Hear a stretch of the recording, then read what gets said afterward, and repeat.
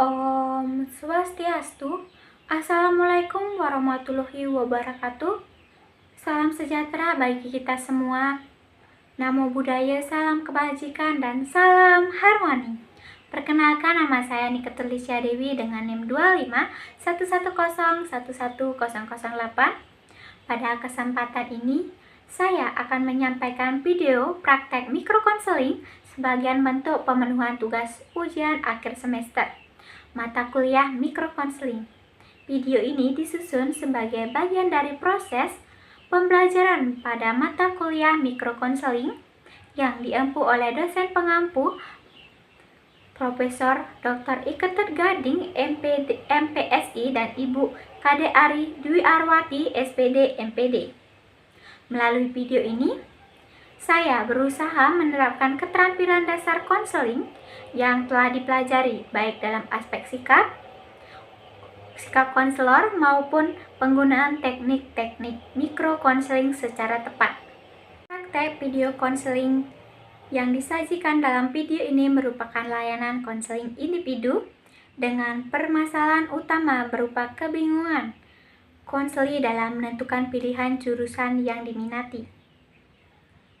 Konseli mengalami konflik batin antara minat dan kemampuan pribadi dengan tuntutan orang tua, sehingga memunculkan perasaan cemas, tertekan, dan ragu dalam mengambil keputusan. Dalam proses konseling, konselor berusaha menciptakan hubungan yang hangat, aman, dan tidak menghakimi agar konseli dapat menyampaikan pikiran dan perasaan secara terbuka. Keterampilan dasar konseling yang digunakan meliputi attending, pertanyaan terbuka, refleksi perasaan, refleksi isi, klarifikasi, empati, support statement, serta teknik silent untuk memahami, memberikan ruang ekspresi kepada konseli. Pendekatan yang digunakan adalah pendekatan kognitif dengan fokus membantu konseli memahami diri, mengenal minat dan kemampuan, serta menyadari bahwa pengambilan keputusan merupakan sebuah proses yang memerlukan waktu dan pertimbangan matang. Nah, langsung saja ke video praktek tersebut. Selamat pagi, Bu. Selamat pagi, Nopi. Silakan duduk, cari posisi yang nyaman ya. Terima kasih, Bu. Bagaimana kabarmu hari ini, Nopi? Jujur, Bu, saya lagi kepikiran terus. Tentang apa yang paling mengganggu pikiran Nopi? Tentang jurusan, Bu. Bentar lagi saya kelas 11 dan harus memikirkan pilihan jurusan yang tepat. Ibu siap mendengarkan Nopi. Sebelum kita mulai, Ibu jelaskan dulu ya, dalam layanan BK terdapat asas yang perlu Nopi ketahui. Apa yang Nopi ceritakan akan tetap bersifat rahasia. Dalam mengikuti sesi ini, Nopi mengikuti dengan secara sukarela dan Nopi akan terbuka menyampaikan keraguan dan juga perasaan Nopi, yang dimana Ibu menerapkan asas kesukarelaan, kemandirian, keterbukaan, dan juga kerahasiaan agar Nopi tetap merasa nyaman dan aman dalam mengikuti konseling ini. Jadi, apa yang mengganggu pikiran Nopi akhir-akhir ini? Iya, Bu, setelah Ibu jelaskan itu, saya merasa lebih tenang dan lebih percaya untuk bercerita. Sekarang ceritakan secara pelan-pelan apa yang membuat Nopi bingung. Saya kan sebenarnya lebih suka IPS dari dulu, Bu. Apa yang membuat IPS terasa lebih cocok buatmu? Saya lebih paham materinya, suka diskusi, dan nilai saya juga lebih bagus, Bu. Jadi berdasarkan pengalaman belajar, IPS sesuai dengan kemampuan Nopi. Iya Bu, tapi orang tua saya maunya saya masuk IPA. Apa yang orang tua Nopi sampaikan tentang IPA? Katanya IPA itu masa depannya lebih cerah dan lebih menjamin hidup Bu. Mendengar itu, apa yang Nopi rasakan? Saya jadi tertekan Bu, takut salah langkah. Nopi sedang berada di antara dua tuntutan besar. Iya Bu, saya capek mikirin ini terus. Dan tiap malam saya mikir kalau saya salah jurusan bagaimana. Saya takut masa depan saya akan rusak. Saya juga takut Bu, kalau saya nggak nurut orang tua, apakah mereka akan marah dan juga kecewa sama saya? Nopi takut kehilangan penerimaan dari orang tua. Iya Bu, saya ngerasa serba salah. Seolah pilihan Nopi terasa berat untuk saat ini. Betul Bu. Sekarang kita tidak perlu memutuskan apapun dulu. Kita fokus pada diri Nopi. Bagaimana menurut Nopi? Baik Bu. Menurut Nopi, pembelajaran apa yang membuat Nopi merasa berkembang? IPS Bu. Saya merasa percaya diri kalau belajar itu. Bagaimana perasaan Nopi saat belajar IPA? Saya sering cemas, lalu takut nggak paham, dan stres.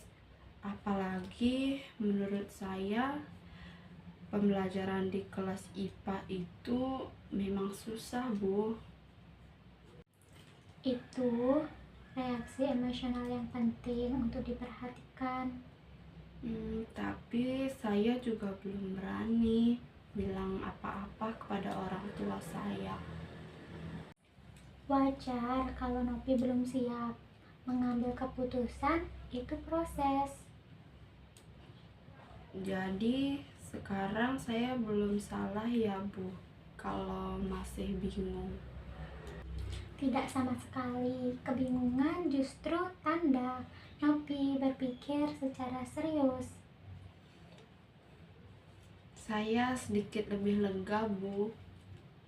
Setidaknya setelah bercerita panjang tadi, beban yang saya rasakan di dada tidak seberat sebelumnya.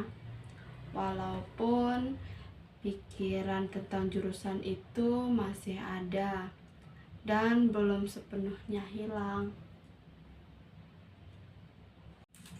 Dari pembicaraan ini, apa yang paling Nopi sadari tentang diri Nopi? Saya mulai sadar kalau sebenarnya saya punya minat dan kemampuan yang berbeda dari apa yang orang tua saya harapkan. Selama ini saya terlalu fokus memenuhi keinginan mereka sampai lupa mendengarkan diri saya sendiri. Kesadaran itu langkah awal yang penting.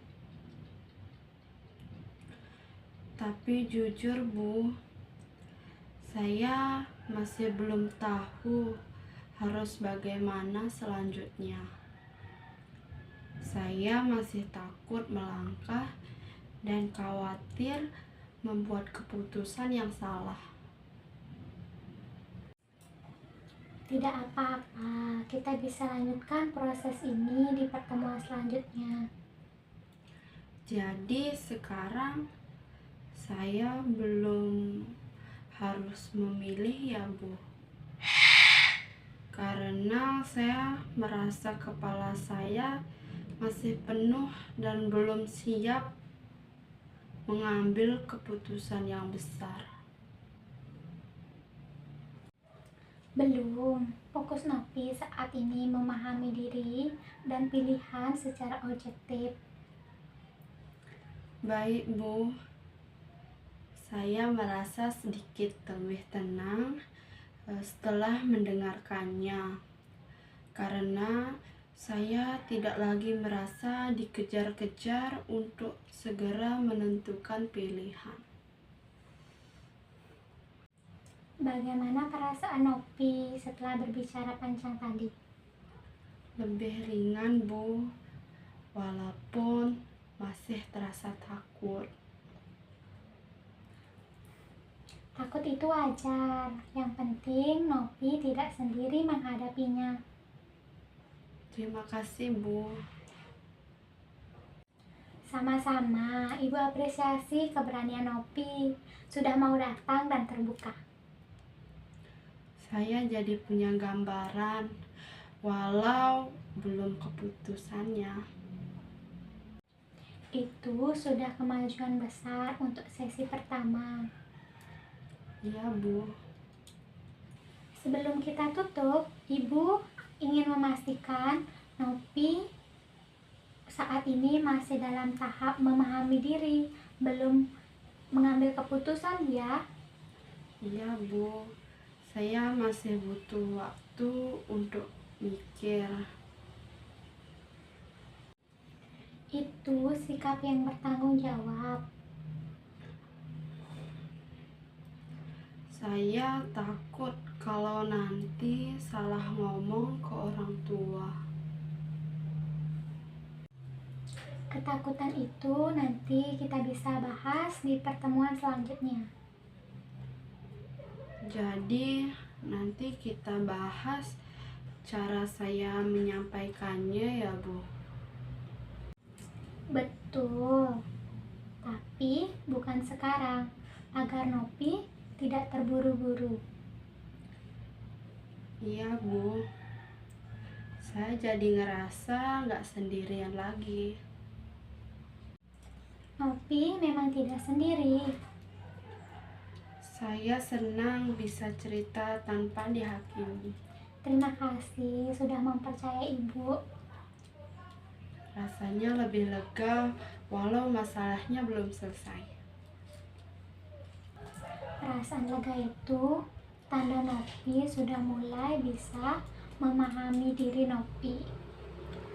Iya, Bu. Saya mau coba mikir pelan-pelan. Itu langkah yang bijak. Terima kasih, Bu, karena sudah mau mendengarkan saya. Sama-sama Nopi. Keberanian Nopi untuk terbuka sangat berarti. Baik, Bu. Saya siap kalau nanti lanjut sesi lagi. Ibu tunggu Nopi di pertemuan berikutnya. Baik, Bu. Terima kasih. Sampai bertemu di sesi berikutnya. Nopi jaga diri ya. Demikian video praktek mikrokonseling ini saya sampaikan. Melalui praktek ini saya berharap dapat menjunjung pemahaman dan menerapkan keterampilan dasar konseling secara tepat dan sesuai dengan tujuan pembelajaran mata kuliah mikrokonseling dasar. Saya menyadari bahwa praktek ini masih memiliki keterbatasan, sehingga saya sangat mengharapkan kritik dan saran yang membangun dari Bapak dan Ibu dosen pengempu sebagai bahan evaluasi pengembangan diri. Akhir kata saya ucapkan terima kasih kepada Bapak dan Ibu dosen pengempu mata kuliah mikrokonseling atas bimbingan dan arahannya selama perkuliahan. Akhir kata saya tutup dengan para mesanti. Om Santi Santi Santi Om. Wassalamualaikum warahmatullahi wabarakatuh. Namo Buddhaya, salam kebajikan dan salam harmoni. Terima kasih.